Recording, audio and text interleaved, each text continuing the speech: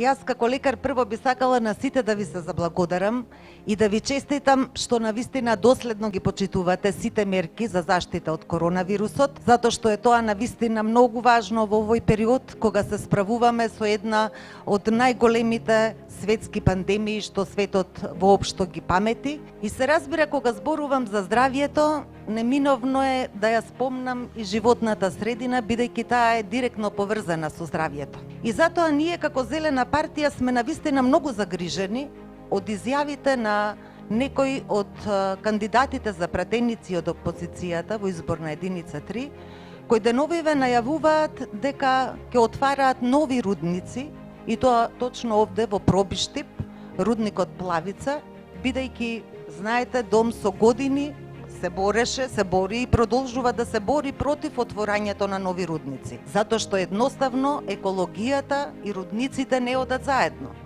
Велат, традицијата била Пробиштип бил рударски град и дека само така може да се развива.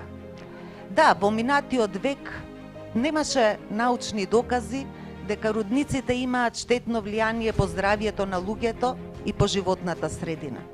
Но денес, во 21. век, кога точно се знаат штетните влијанија врз здравието на луѓето, врз животната средина, не може да се продолжи со тој концепт на развивање на загадувачка индустрија. Целиот напреден прогресивен свет, цела Европа, се стреми кон развој на зелената економија. Тоа е перспективата и за Пробиштип, и за Истокот, и за целата наша држава. Она за што ние се залагаме е да не се отвараат нови загадувачки индустрии, меѓу кои се разбира и рудниците, туку да се стремиме кон развој на зелената економија и отварање нови зелени работни места кои ќе бидат атрактивни за младите, кои ќе ги задржат да останат во родниот крај. А такви индустрии има многу.